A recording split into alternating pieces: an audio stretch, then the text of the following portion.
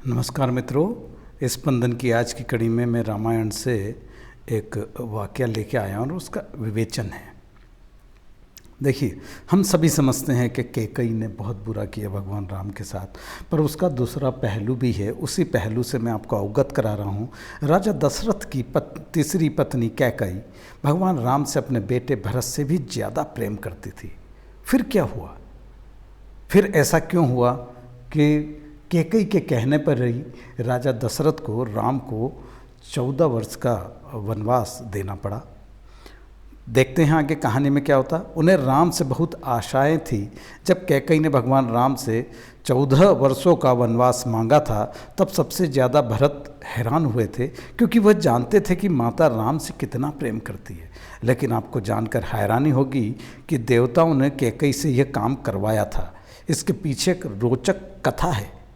कैकेयी ने 14 वर्ष का वनवास मांग कर ये समझाया कि अगर व्यक्ति युवावस्था में 14 यानी 5 ज्ञानेंद्रियों कान, नाक, आँख, जीभ, त्वचा, 5 कर्मेंद्रियों वाक, पाणी, पाद, पायु, वायु, उपस्थ तथा मन, बुद्धि, चित्त और अहंकार को वनवास एकांत आत्मा के वश में रखेगा, तभी अपने अंदर के घमंड और रावण को मार पाएगा।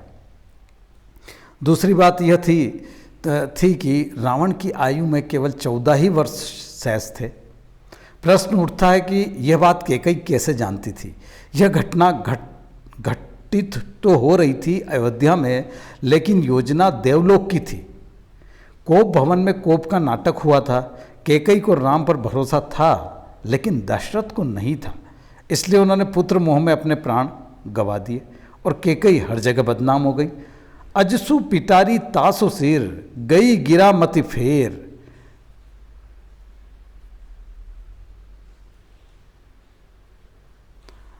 सरस्वती ने मंथरा की मति में अपनी योजना डाल दी। उसने कैकेयी को वही सब सुनाया, समझाया और कहने को उकसाया जो सरस्वती करवाना चाहती थी। इसके सूत्रधार स्वयं श्री राम थे। उन्होंने ये योजना तैयार की थी। एक्चुअली में क्या था, सरस्वती ने मंथरा की मति में अपनी योजना डाली। देखिए, हमारे आसपास भी ऐसा ही कुछ होता है, परिवारों में भी ऐसा ही कुछ होता है कि जो कुछ उनको प्रस्तुत किया जाता है, सुनाया जाता है, समझाया जाता है, उकसाया जाता है, और उसी को आदमी सत्य मानकर, व्यक्ति सत्य मानकर उसी के आधार पर निर्णय ले लेता है, एक ही पक्ष को सुनकर। तो उन्होंने ही यह योजना तैयार की थी। माता कैकेयी यथार्थ जानती है। जो नारी युद्ध भूमि में दशरथ के प्राण बचाने के लिए अपना हाथ रथ के धुरे में लगा सकती है, रथ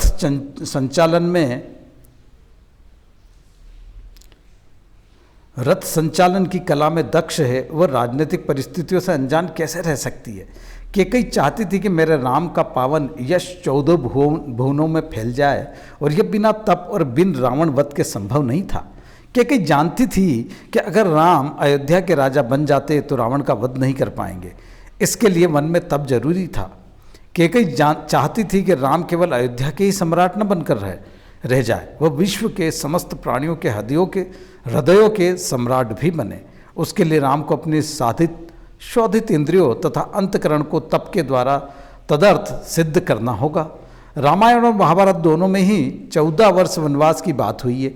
रामायण में भगवान को 14 वर्ष का वनवास भोगना पड़ा था, जबकि महाभारत में पांडवों को 13 वर्ष वनवास और 1 वर्ष अज्ञातवास में गुजारना पड़ा था। दरअसल इसके पीछे ग्रह गोचर भी माने जाते हैं। उन दिनों मनुष्य की आयु आज के ज़माने से काफ़ी ज़्यादा होती थी, इसलिए ग्रहों की दशावधि भी ज़्यादा होती थी। शनि चालीसा में लिखा है, राज मिलन बन राम ही दिन्हा, कैकेयी हूँ की मति हरि लीना। यानी शनि की दशा के कारण कैकेयी की मति मारी गई और भगवान राम को शनि की समयावधि में वन वन भटकना पड़ा, और उसी समय रावण पर भी शनि की दशा आई और वो राम के हाथों मारा गया। यानी शनि ने अपने दशा में एक को कीर्ति दिलाई तो दूसरे को मुक्ति। जबकि सत्य तो यह है, माता कैकेयी ने ही स्वयं सारा कलंक लेकर राम को भगवान श्री राम बनाया। नमन है माता कैकेयी को। देखिए, यह विवेचन है, बहुत ज़बरदस्त विश्लेषण है, विवेचन है कि हम किसी भी घटना को एक दिशा या एक दिशा विचार से न सोचें। धन्यवाद मित्रों।